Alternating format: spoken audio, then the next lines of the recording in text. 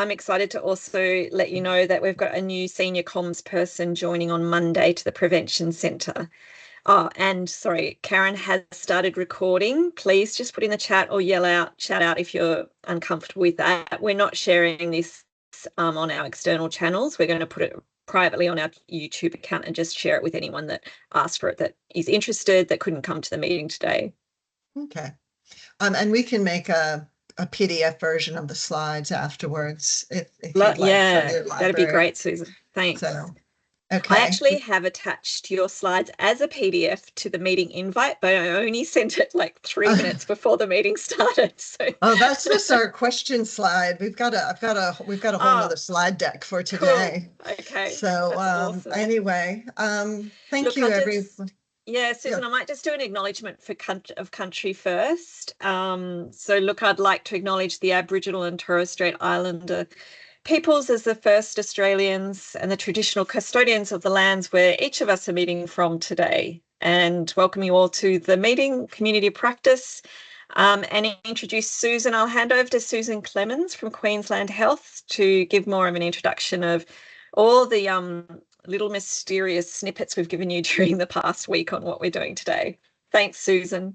Thank you. And I should say, I think when I start my slide presentation, because I'm working from home, I don't have as many screens, you will all magically disappear. So I will not be able to see hands or anything. And we're trying to leave a lot of time at the end for discussion. So I'm going to hit the slide deck and try to get everything on the right screens. No worries. Can you guys see that? Not yet. Okay. Let me try. Let me share first and then start it and see if that makes it happy. It's okay. We've all been in this position. So I know. Microsoft keeps changing where buttons are and things like that. And so I'm just like, wait a minute, you're not making it easy on me. Yeah, we all feel your pain. Now you can probably see you. We can see the slides now, Susan, beautifully. Thank you. Perfect. Yeah. My name is Susan Clemens, and I manage a team. We recently changed branches, and so now I'm in the Public Health Intelligence branch, but I was in the Prevention Strategy branch for over a decade. And my area writes the Queensland Chief Health Officer report. And I'm joined today with Shelley, who's the newest member of our team, but thankfully been there more than a year now. And she's really been crucial to implementing some of the things we realized we needed when we moved from a print show report to a digital show report. And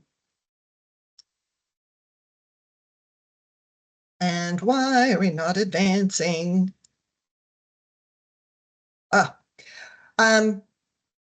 The CHO report has a long history in many jurisdictions, and I thought it'd be good just to look at the objectives, and these have been the objectives since inception in 2006. And obviously the first one, to provide that public assessment, is the bulk of the work. The other two are how users can pick the information up and use it. This public assessment with a focus on prevention for the health status of the Queensland population is what it was set out to do. And as I said, these reports are done by many of the jurisdictions. They take many different forms. The Queensland one has been a printed book since 2006. It was released biennially. You can see that it has a very distinctive look, and it has a different look at different times, so there's a big design element with each release of the report. And so this is the slide that went around earlier so that you guys had the links, and I hope you've had a chance to look at it, or at least this talk stimulates you to go look at it. Now, in the early days, it was just the hard copy report. As things happen over time, with the PDF, obviously, as things happened over time and ways of communicating changes, we started building in ancillary products. They could be fact sheets, they could be downloadable data, they could be plan on a page A3s. They could be digital products, all sorts of things. So quite a wide variety. And they'd be hosted on the same web page, but the reports would all be mailed hither and yon all over the place. I'm going to talk about how we see that in terms of communication framework. And I know the knowledge pyramid is pretty crude, but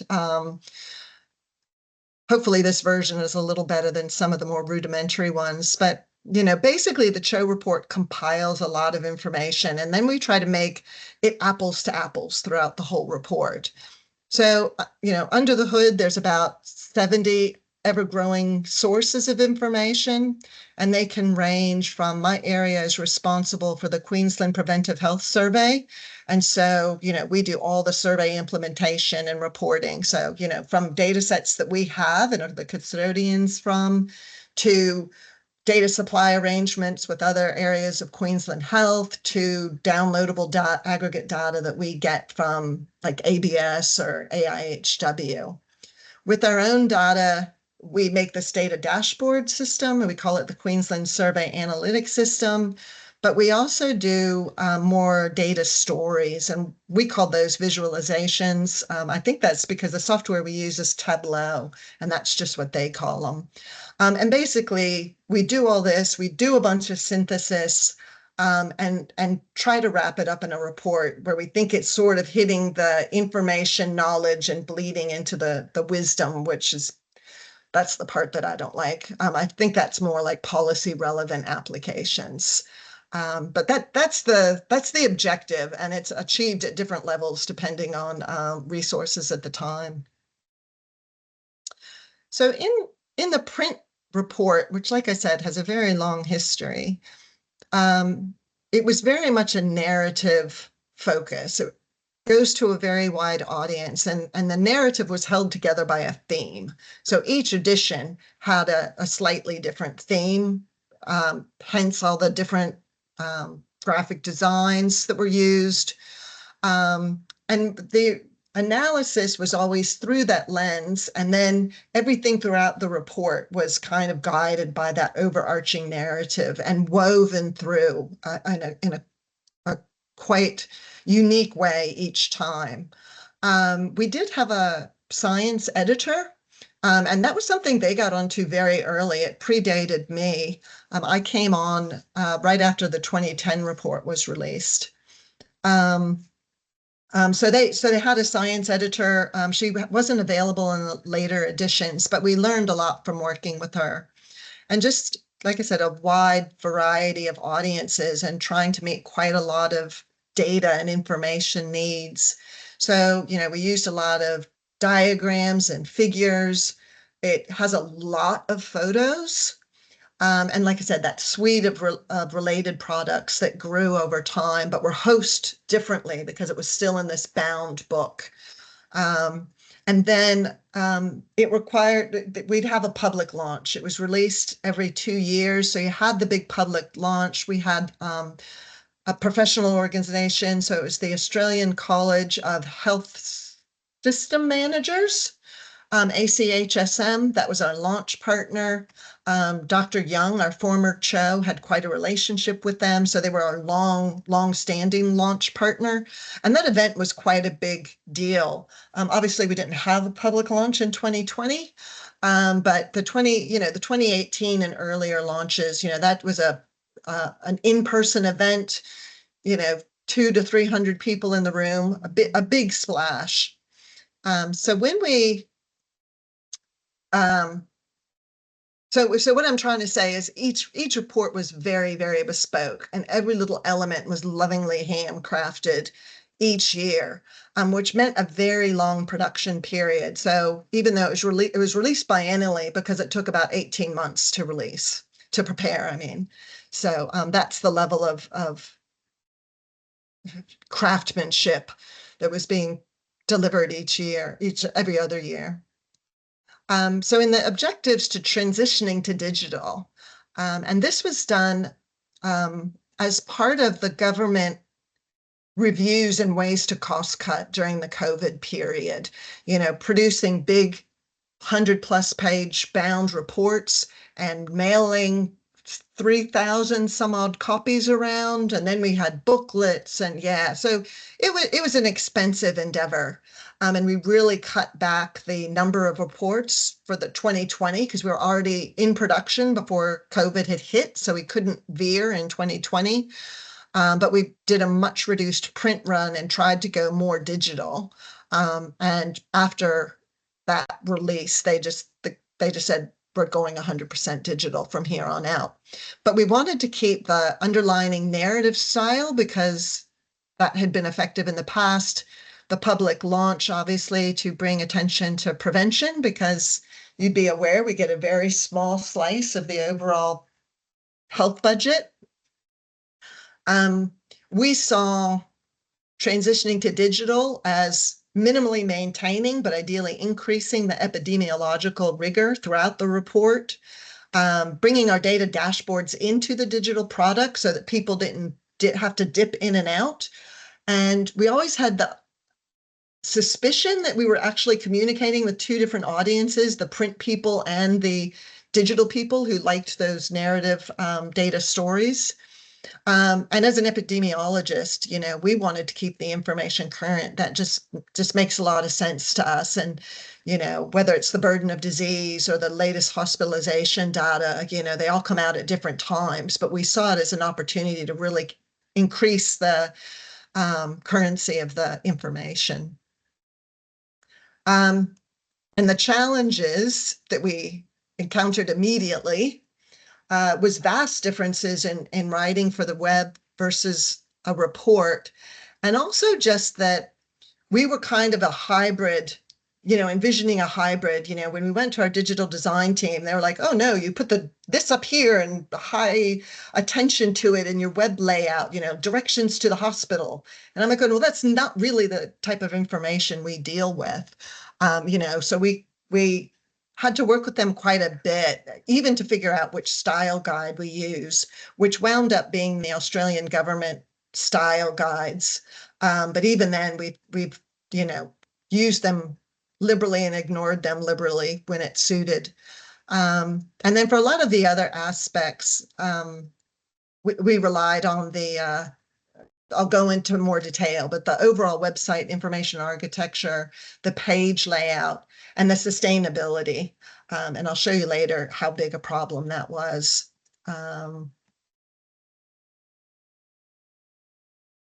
Sorry, lost where my advance was. So this is the information architecture. And really what we wanted to do was be able to standardize as much as we could. So we had to pull all that bespoke stuff somewhere. And we wound up chunking it up here from the Cho report. And I'll talk about that a little bit more. And then we sort of wanted a way to make the rest of the report that could sort of catch these updates to key data sources throughout the interim release periods, to have a more standard look and feel. And we thought not only would it help us, but we thought it would help our readers just know what kind of information was coming page by page. So underneath for the Cho, that contains these elements. And from the Cho is about 500 words, maybe 400, 500 words, and it's just like a foreword. Our Times is what I think is the podium, the big splash, the wow factor. And that really lets us explore the theme and the narrative and pull information from all the other more standard pages into that section. And in this release of the Cho report, the theme and the narrative that we were trying to capture, because we're kind of in the waning days of COVID and COVID moving from an epidemic to endemic. So the theme was sort of endgame, wrapped up with a bit of learnings from COVID and, oh my gosh, infectious and chronic diseases have a relationship again. So we were trying to bundle that up, and it's a very long section. If you clicked on that, you would have seen it. And then again, to hoover up all, and that's also where the Cho's priorities and his public health messages and all of that gets positioned. As opposed to a feature, which is more like a an in-depth exploration of a topic that supports the theme. And again, that helps us quarantine and segregate that bespoke aspect, which they're very important to retain. And our new show, Dr. Gerard, really wanted to keep that from what we had a need to automate and a need to, in our view, keep current. Just in terms of the page layout, which was a struggle, because we had graphic designers helping us with that period, previously, and everything was static. And originally we had planned to fill the show report up with Tableau visualizations. But those are actually very time consuming. It became very apparent that we just didn't have the resources to make all these nice data stories using Tableau. So we figured out a way to code static graphs. And then we ran into the problem. Now we've got something coded, we can mass produce it, but we can't have a web page that has graph, graph, graph, graph. And we also had some graphs that are just a bit dull. And so we didn't want to have to write superfluous text just to break up graphs. And so we really, really struggled with that for quite some time. And we also knew that some users wanted what's the current thing, what's the most current thing that happened in the last 12 months. Whereas in our view, we try to avoid year-on-year comparisons. And we take a trend analysis approach. And we've been doing that since about 2014 or 15. And it's a real area of expertise within my team. So that's been fantastic that we could leverage off that. And when we sat down to do digital, everyone would appreciate that data dashboards are just multiplying, like rabbits, honestly. So it was really important to find our niche in the digital space. And we hadn't seen trend analysis the way we do it shown very often. And then we went to our digital design team and, we're trying to figure out how to arrange it on a page. And they actually programmed this thing that's called a tab component in our Queensland Health lingo. And our web publishing backend CM is called Squiz. So they had to program this little bespoke thing, this tab component. So if you flick across those tabs on the web page, you'll see that same graph for each of those health conditions. And that just let us economize greatly on text and focus in on the important things without having to pad out just for the sake of breaking up graph, graph, graph, graph, graph. And we'd be keen to have your views on that. The other thing that our web team strongly encouraged was not to duplicate content on other parts of the web. So again, that meant, and because policies and strategies frequently are released as their own report or own web page, we couldn't build that into the text of the show report. So there's a section at the bottom of each page that says for additional information. And that's where we put, there's additional information about strategies, there's additional information about technical aspects about each page. But hopefully that helped deal with the layout of the page and it made them much more succinct. And this is sort of our old and a juxtaposition of our old and new production cycle where we're trying to move. So these are the old PDF reports. These are our planned going forward arrangements. I should say it's not approved yet. I'm still lobbying people on this and trying to keep those interim updates. Now, what that means, in the old way of doing things, we had these serious peaks and troughs, and they were really challenging to resource as they would be in any environment. And because everything was so bespoke, it was actually really hard to bring in temporary people to help. And we did do a lot of that, but they would only be able to do one or two tasks. And so a very small team was doing 70 to 80% of the work with, extra resources only being able to do about 20%. The huge spike in between the 20 and 23 reflects my naivete about what it would take to turn it digital. And I will say Queensland was also undergoing a major restructure at this time, which made us, between those two things, we had to bump the regular, it was usually delivered in November of even number years, but now it's moving to March of odd number years. And here's the dream. First of all, we'll be able to maintain the big launchy splash because we can update all those standard pages as things become available. But we can hold everything under our CHO as relevant. It's current. It's still the CHO's priorities, but we can do a big update on that side of things. And then we can sort of retain the need for a launch. That was the CHO's thing. If you're updating it all the time, I don't get my launch. But he gets his policy platform. And the dream is that our production resources become more manageable. And a lot of those production resources becoming more manageable. It's not just the interim updates, but it's the back end work that we've been progressing since the 2023. So I'll hand over to Shelley. Yes. Hi, everybody. So that was a nice segue, Susan. Just to say that so I should introduce myself firstly as an epidemiologist who works with Susan to produce the CHO report. But I like to think of myself as also wearing a second hat, which I like to think of as health data scientist. And part of a lot of what I do and have done over the past year with Susan is to try and make that production cycle more sustainable. And if you want to move forward, Susan. And so I think one thing that Susan didn't mention is in the transition from a CHO report book to a CHO report website, it wasn't just the approach to writing and content presentation that had to change. It was also a lot about how the content was produced under the hood.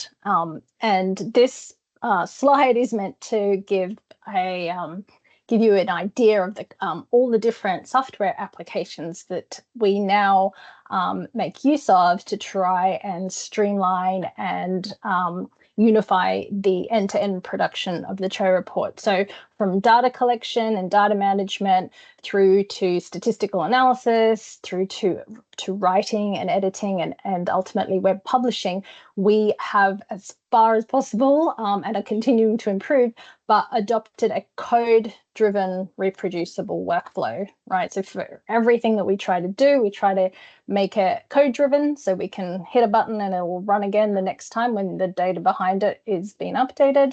And there are a lot of different components in there. And this is a way that we can, the best of our ability, kind of manage the reliability content, ensuring that we're not making mistakes, and if we do, then they are really easy to find and fix, and also like the sustainability and making the workflow as minimally intensive for the people involved as possible. Yeah, thank you. Can move forward, Susan, please. And this isn't to overwhelm anybody, and you don't have to like take a lot in, other than to say that in addition to the actual tools and the software applications, there's also a kind of more modernized approach to how all that software, the tooling is orchestrated, the architecture of it. So we do things on our laptops. But we also significantly and increasingly work through virtual machines and increasingly through the cloud environment. So not everything anymore is just housed on your laptop and limited to the power of your laptop. So we have a big kind of software architecture that involves the cloud and virtual environments. And the way we've basically orchestrated all of this together is we heavily use R. It is a really flexible and diverse software application that can do a lot of, well, almost everything we need it to. But we essentially have two big pipelines, one that takes raw data, munges it up, wrangles it, and spits it out the other end as a standardized data product. So all of those 70 plus sources of information and all of their, sub little data products that we ingest to produce to produce output for the CHO report go through this data cleaning, wrangling, and standardization pipeline and get stored in our warehouse locations. And then we have another pipeline, which I like to call the communications or analysis pipeline, which consumes those standardized products and then does things like produce automated values that we would like to report in the report, generates interactive plots, interactive tables, and actually interweaves the text around those in an automated and reproducible fashion that saves everybody a lot of time. And so this is the end-to-end pipeline that we can now manage from our desktops, reaching out into wherever it is that we need to reach out to, and ensuring like reliability of content and ongoing sustainability of work, we hope. Yes, please move forward. Okay. And here is some, well, we're all stats nerds, or I'm a stat nerd. This is some stats on our site. So this is a snapshot of since the March release in 2023 coming to through in year blocks. We've had a total of 110,000 views, unique views, by close to 40,000 different users. So that's quite a wide reach of engagement. Each user has on average visited the site about 3 times, and they've engaged with the pages for on average about just under 2 minutes. This doesn't sound like much, but it's actually much more than the standard average for a website. Yeah, so basically we have a wide reach of engagement with a large number of users, given that this is a Queensland specific report. And the daily views down the bottom, you can see that there's lots of variation, and certain times of the year when things become either policy relevant or appear in media reports, you can see that the different pages will have different amounts of engagement.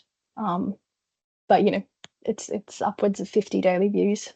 So we are definitely getting constant and consistent engagement with the site. Thanks, Susan. Thanks. So that brings us to the end. I have a slide of things that we particularly would like your feedback on, but we're happy to go in whatever direction you want. But before we launch in, I don't know if you had a chance to actually see the website. I could show that really quickly if that would be useful. Sorry, you're going to have to shout out. Okay. Yeah, thanks, Susan. That would be great. I did put the links to the print version and the online version in the chat, but yeah. Yeah, no, it's understandable. Let me just. No, I've put it in the chat in this session if people need to access it, but it's easier for you to show as well. Yeah, just on screen then.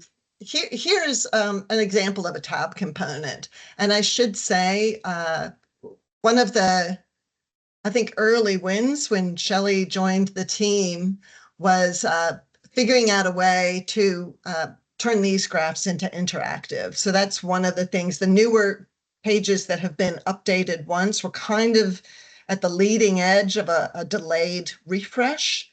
But yeah, we're transitioning all these to a program called Plotly. You might have seen it in that tech stack, but then you'll be able to get the point estimates out of here. But you can see you've got the exact same graph across multiple conditions. And this has been screened because they're chronic conditions to older age groups, but the theme of the graph is the styling of it is consistent across, which alone is a big advancement. And then similar, we do remoteness and CEFA, socioeconomic, that's a standard thing. That's what is our health equity measure. And then the trend stuff. And again, these are all converted now into the Plotly format. And I'll just show you really quickly what I mean by the Our Time section. And we've got big aspirations for this. So they're doing some web maintenance in the background. We're about to go into a publishing freeze so they can do some more. So anyway, but you'll see that this section has quite a different look to it.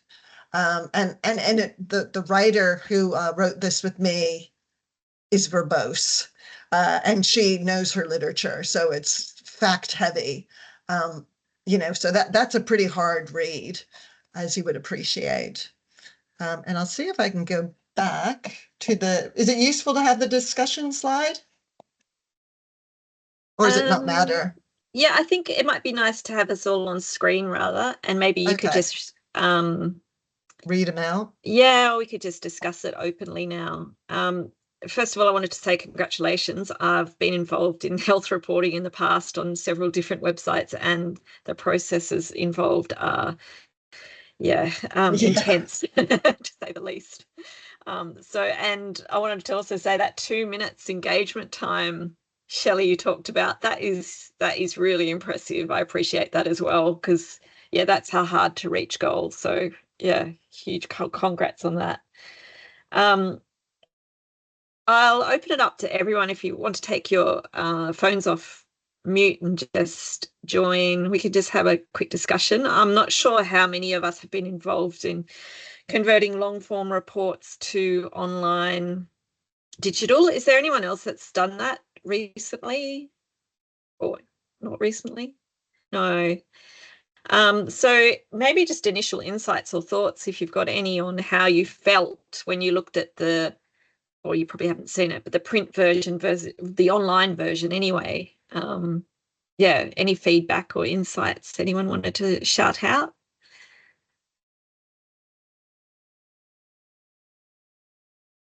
So it might be hard if you haven't been involved in such a process before. It is really, you nearly have to live it to understand I was going to say, it's really not for the faint of heart. And, I knew it would be hard, but it was orders of magnitude harder than I expected.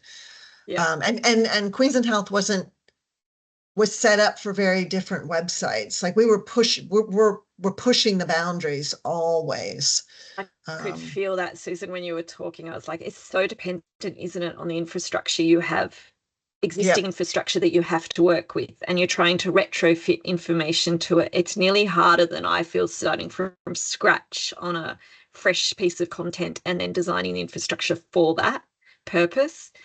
And because we had to have a public launch, everything had to go live instantaneously, simultaneously. It wasn't like a website that didn't have a launch and you could add pages to it in a cycle. It had the public launch. It'll be interesting to see how you find that this new process helps mitigate those peaks and troughs on your, of visitors to the website and engagement. Because I'm finding that's why we've sort of changed our model to a more integrated, multi-model approach, where all our different channels, like our newsletters, content feeds that drives visitors to the website, the events drive people to the website or to the newsletters. Like it's all this self-fulfilling sort of circle, or everything is feeds off each other, and the added bonus of that is that people pick up information on different platforms at different times, and it seems to be working from our metrics, but I haven't seen a huge change in that peaks and troughs yet. Don't burst.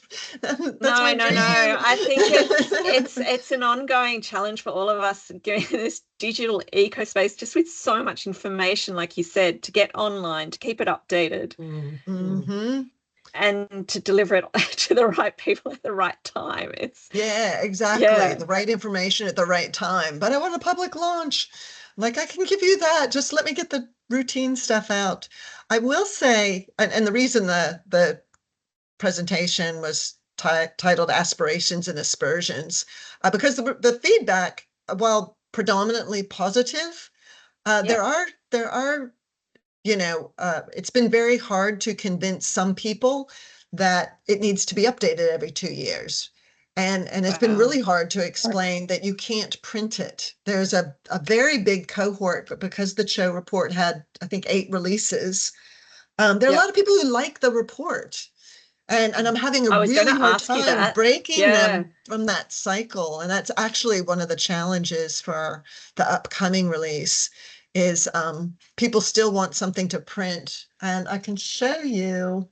Yeah, that's a really good point. I was going to ask anyone else because I've had that exact question this week about asking to print out something that I think should be online, and I'm not sure why. Has anyone else had that issue recently?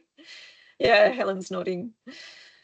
And if you've been on AIHW website, you can tell, depending on the product, there's either nothing to print or there's something that's fairly crude, that looks like the web people just grabbed the content and dumped it into a document and cleaned it up a little bit.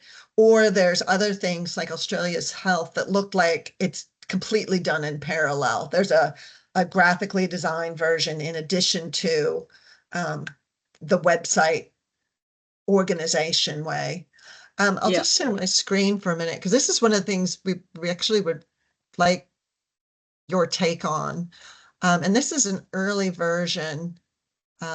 We actually, to reduce our print costs in 2020, for the 2020 report, this was a product that we called a population health profile. It was a booklet. And it was a 27 some odd pages, and it wasn't the slick, it was still printed and graphically designed, but the binding and stuff wasn't as high end. It was a smaller number of pages. They were matte, not glossy, so it was a lot cheaper. But we couldn't produce that in 2020, so we made it digital. So this is our product Tableau again. And basically this layout will print to an A4, and then each region has 2 pages. And so this is the manual bit, and this is one of the things we have to figure out. Is it going to go? There we go. You can print out 2 A4s, and you can walk over to your scanner and you can put them down and get an A3 plan on a page. That was sort of the best that we could do in the short term.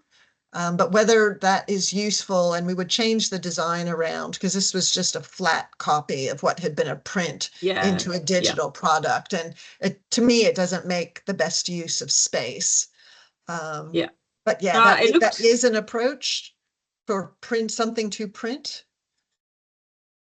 Yeah, I mean, I have to admit, I often just do an attached PDF download for that purpose.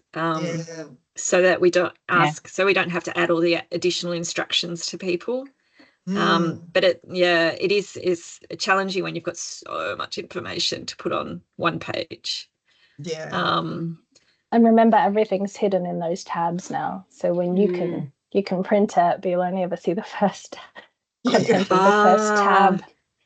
Is the other major drawback of the tab. Well, it's not because you should be reading things online, but and that's the argument for the digital, isn't it? That you can see more and see less. You can have so much information, really much more accessible, I feel, in one spot, and more quickly accessible. Can I just make an observation? Like, I don't know, just look at, they're very different. Like I mean, that sounds so stupid, but when you were talking about the non-online, you've got there's the photos, and the online. It's just they're a completely different experience. Like, I guess I'd seen this come through. Like, it's a mini website is the report. Like, that's not what I was expecting. I was like, oh yeah, it'll be like a PDF that you can click on things, but it's like way beyond that. Like, it's a completely different experience as a information seeker / user, and I'm not a data head, so I think what strikes me initially is just that it's visually different, and it's just a different experience. So like, I can see why it's sort of like, oh wow, it doesn't even look like a report. Like, I know I feel like I sound like a total Wally. You don't, Megan. No, this is what I love. Agree, Megan. Your initial thoughts on something like that is often the best indication of how you react to. That's what we need. We need that reaction to know how you feel about it when you look at it. And I wonder whether that's part of what people are like, whoa. Do you know what I mean? Like, it's like a where's my friendly book that I'm familiar with? Exactly. And I don't like to print things out. I don't need the book, but I'm trying to understand what it is I'm feeling like when I look. Yeah, Helen Gray. Quick question. So when you've got the people requesting the print version, is that your more old school non-tech people? Is it rural, regional with bad internet? It's a real mix. And even Megan, you said something about not being a data nerd, but I've got data nerds who still want the book. So it's like it's like two different continuums. So and we were told to make it a digital first product, not a PDF that was graphically designed. We were, that was the remit, and we didn't approach them for this. That's what the organization wanted. But yeah, no, it's a real mix. You would a lot of, if you look at the stats, we are pulling in a lot of young adults though, because don't ask me how Google does that. It's a little scary to me that they can get age, but we can get them by age. Sean?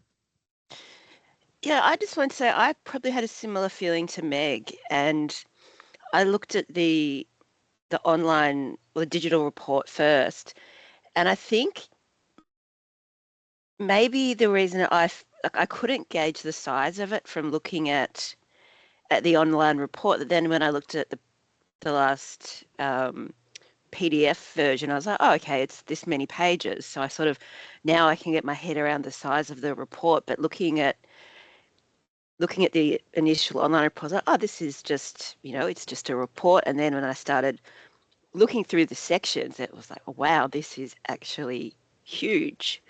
And there is so much you can just keep on taking in. And that navigation between pages is one of the things we're struggling with. And, do we need a table of contents at the beginning that's all hyperlinked so you can jump to the sections? I will say the Squiz software loads slower than other websites I've been on. We initially thought it was just our website because it was so data heavy, but now that they've converted the entire Queensland Health website to that content manager, the whole website's slow. So it wasn't just us. So that's one of the things. Do we need a digital table of contents at the front to let you sort of jump back and forth? The other thing I'm playing with for the next release is at the top of that top nav that we call chapters, whether there needs to be at the top of each page, we've got this like at a glance, but it's very text heavy because it was put in after everything else was done, basically. And we could either convert that at a glance to a more infographic graph text kind of thing, or we could keep the at a glance the way it is and make a whole nother summary page and sort of vertically integrate things up, and again hyperlink so you can pop down in the page a little bit. That's why I was showing you that population health profile, because that's one way we could design a lead top summary page.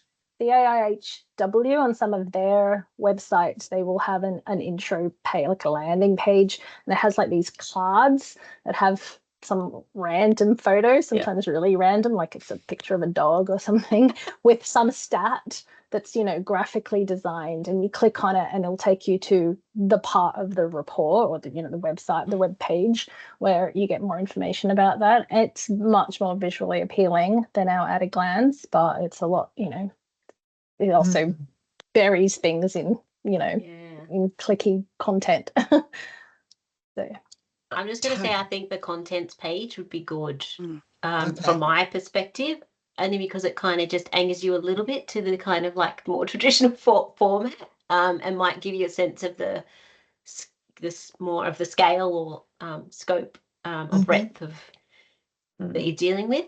So I reckon that would be. And the only other thing I want to say is the trickiness we have, and this is not with online reports, but just with our website, is the scrolling down. Like, so once you get a page where you have like stacks and stacks, it's like you just keep going down, down, down, down. And like, that's something that we struggle with. It's sort of like, how do we build in subpage, like to kind of, so people don't have to, but then it's less obvious. So that's the other thing. I don't know if you've kind of thought through that you have ideas our the chronic disease page, and this will be changing in the next update. So there's a web design element it's called an accordion in our Squiz software, but it's where, it'll have a little bar and you can click on it, opens, and then you click and it expands. Because if you go to the chronic disease section, like we felt like you needed a lot of explanation about what the conditions were, but then now it's scroll to get to any data. And so it's already built. It's just not switched on live, just moving those into accordions. Yeah. So Helen has a pressing question or a comment about the accordions. I think they're polarizing. They're polarizing. Okay, no, we have accordions all over our website. Visually, love them. What I have found out, and we use a WordPress site, so it might be different in Squiz. But so Google can still see all the content for SEO purposes within the accordion. If you do an on-page Control F, the information hidden in the accordion does not get searched by your browser. So for something that's like really data heavy, that could be a consideration worth testing. If it's popped open, it will find it, but if it's closed, you can't find it. You can still find it through Google and come straight to the page, but not if you're looking for stuff. We have all sorts of useful information about how to navigate the web page about this report that nobody ever finds. Nobody will look at that. So yeah, exactly, about the report. I should say, surprise. Ainsley, you had your hand up for a minute. I did. It's the similar comment to Helen's, is that we have the accordions. I love them. And that's a really important point about that Control F. I've forgotten, so thanks, Helen. That we use WordPress again, and for some reason that accordion, whenever I have to edit it, is so incredibly slow, and we've tried everything to recode it, to fix it. So it's just really a warning that test it as much as you can before you employ it, because it's fine once it's there, but I only now use it for content that I know I don't have to change that frequently. So have used it on our people page, our team pages where people are constantly changing. It's my nightmare. Accordions and infographics. I love using our infographics to break up our information on the website. I haven't actually looked at engagement across that. It's sort of hard to measure those pages because we use them across our narrative pages, not across our resource pages or news pages. So that long form, but we use it to effectively, I think, across the narratives, like what is prevention, and it's a long narrative, similar to that long page you showed us about I think it was chronic disease, was it, Susan? Yeah, that is. So I don't know if you have a library of icons you can access, but we have. Yeah, I love those icons and turning them into infographics, just to, even if it's just up the top, even to hook people in, or to, those it's nearly like the hook at the top of the page, the bylines. Sometimes we use it to, have a sentence, then have an infographic, then sort of build out the information more and more down the page. That's our long pages, our long narratives. We've used that. Ainsley, would you mind putting? Yeah, do you mind putting a link to somewhere where we can see? Yeah, sure. That, if that's okay. Yeah. No, absolutely. And I should add too, just from a team perspective, that agile work, fail fast. We were failing very fast. And we had some colleagues at Cancer Alliance Queensland, and they released a report. And then in one of the technical chats I'm in, somebody mentioned that whole web report was done in R. And this was about July, and we were still aiming for an November release. And I rang that person and said, you've got to tell me what you've done to make this work. And he came over with one of his analysts and programmers, and they just walked us through using R on the web, some of their production, and they were at the leading edge as well of transitioning to R. And we had a team of 6 people, only one of whom really had any R experience, completely pivot into R and use that successfully to deliver the report. and in a robust way, without errors and fully coded. And because they were so new, the code is not very efficient, and we open up old files and laugh now. But some of the stuff Shelley's brought in to help us tidy that up, and the team's done about a 6 or 7 month complete rebuild of the back end system. Wow. Yeah, it's been pretty intense. Shen, I think you were next. I was just going to say that one of the main differences that I picked up between the digital and the print report was there doesn't seem to be information on how to cite the report. Okay. From a researcher point of view. That's actually a good point. Yeah. I think it's the AIWH even has like a little just download the citation, okay, which would be super helpful, I think. These are the sort of with this next wave, we can start adding in more of that web functionality. Obviously, we had our hands full. But yeah, now we're looking at things with a completely different lens and going, oh, it's so handy to have this. So yeah, thank you. I hadn't even thought of that, actually. So Helen, back to you.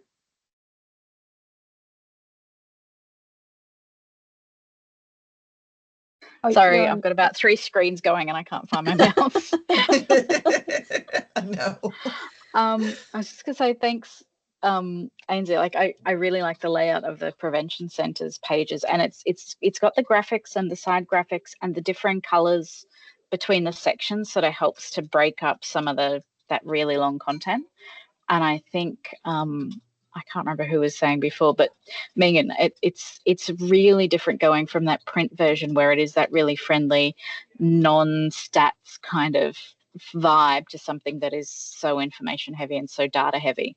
And so, maybe even especially like in the initial section from the CHO, like more of a scrolly telling approach.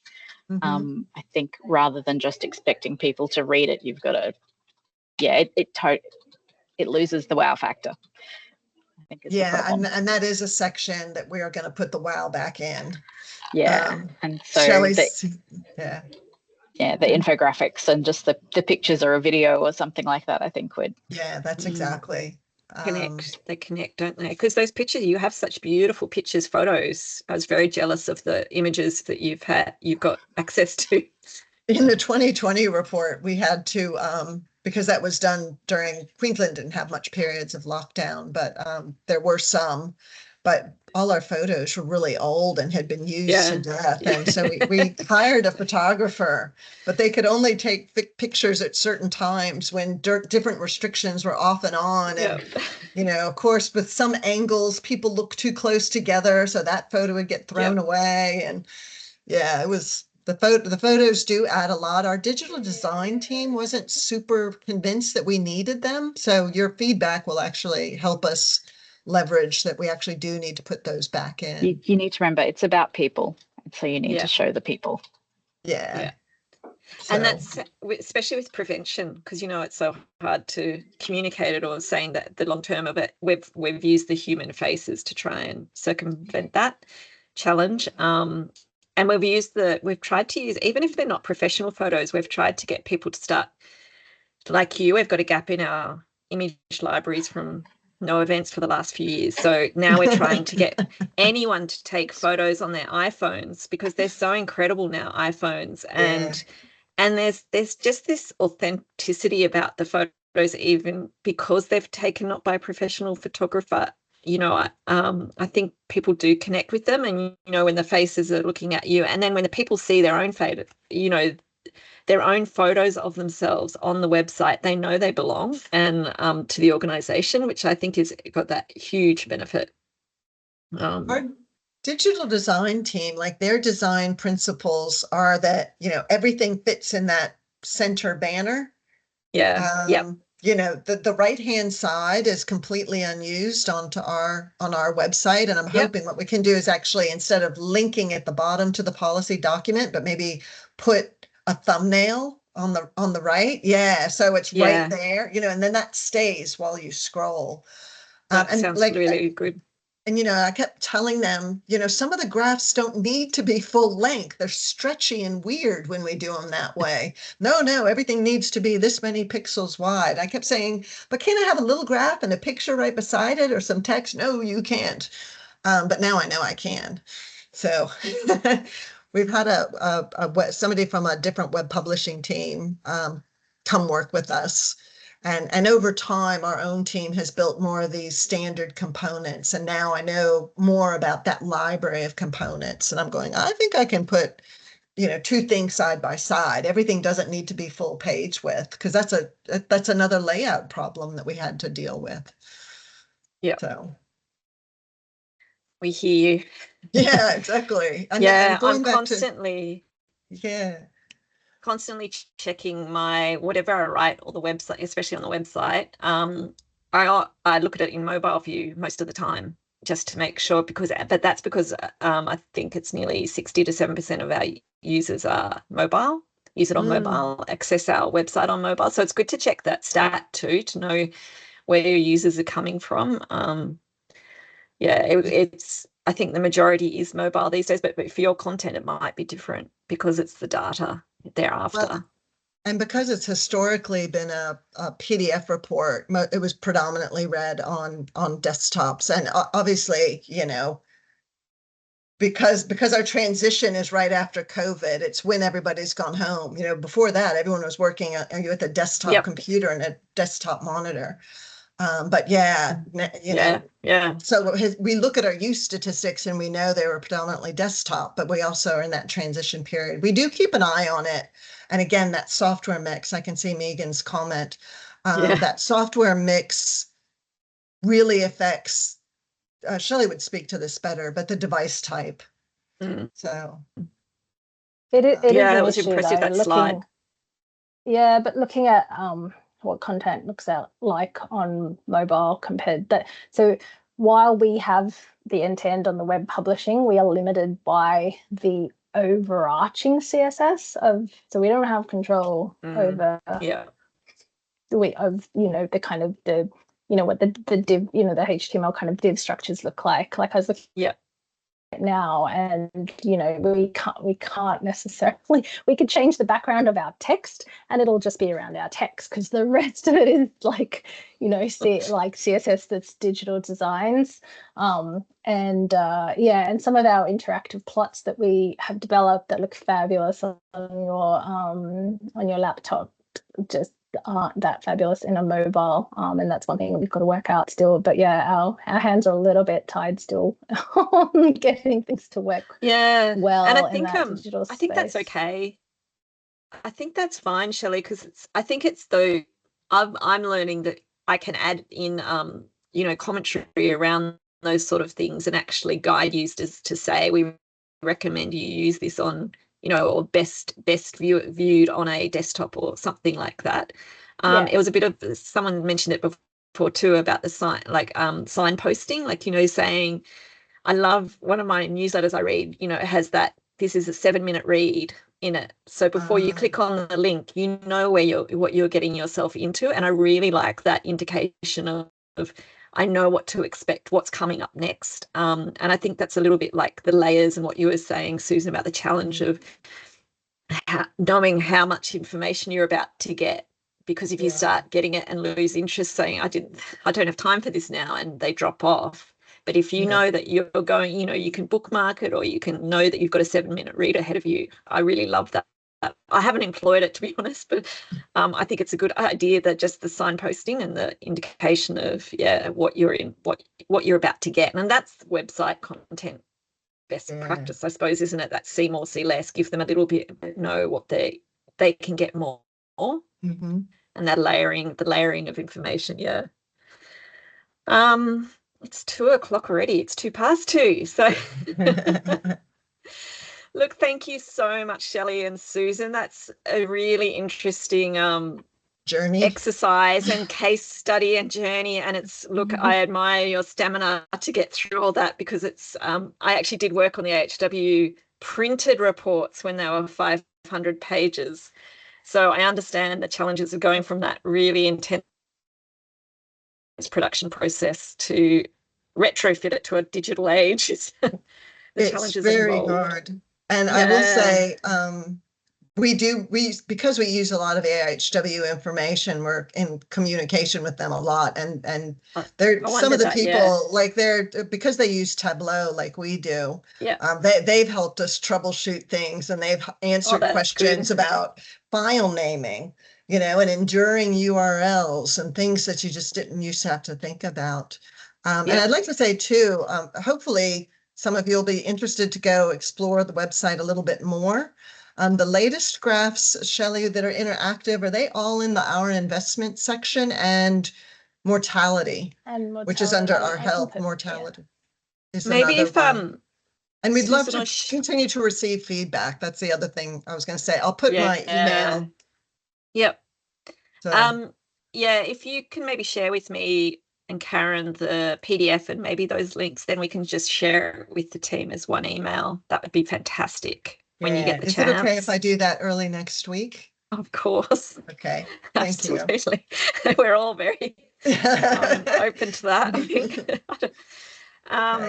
And Megan, I have made a note too about that software. I think I was looking at my bookmarks on my browser, and I've just got a lot, like lists and lists of apps that I don't use and some I do. And it'd be really good to have a chat about that. Like what do we use and what's good and what's not? That would be really useful. So I'll put that on a future session. No worries. Thank you, Helen.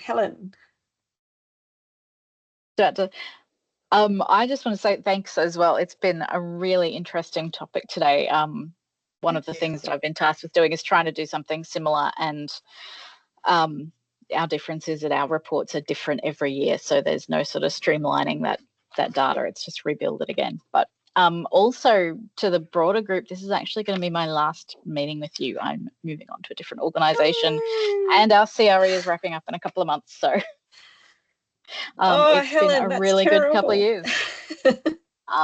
Maybe we do need to expand it to honorary alumni members as well. Because I would really still like to come to that next meeting. Okay, I think we have an argument there for you and Helen, Sydney, and Cindy. I'm going to be. I spoke to Cindy this morning, and she just had sent out a newsletter to. Our newsletter distribution is, I think, 4,000 now, and Cindy now has a newsletter of 68,000 or something like that. And I was just like. So it'd be great, I think, because wherever we go, we're learning new things, and I'd love to be able to continue sharing like this, and learning from each other is just invaluable. So Helen, thank you so much. Everyone's nodding, I think. Okay. Helen, can you let me know your new details when you have the chance? They will be exactly the same organisation, different faculty, recovery rather than prevention. Interesting change. Other end of the spectrum. Exactly. I'm not sure if we'll let you in now. I know that. I know. Thank you, everybody. I do need to run to a meeting as well. So thank you for having us. Shelley. And, when the slides come around, I'll have my email, and we, love any more feedback that you have. So thanks so much. Fantastic. Thank you. Lovely to see you all, as always. Bye.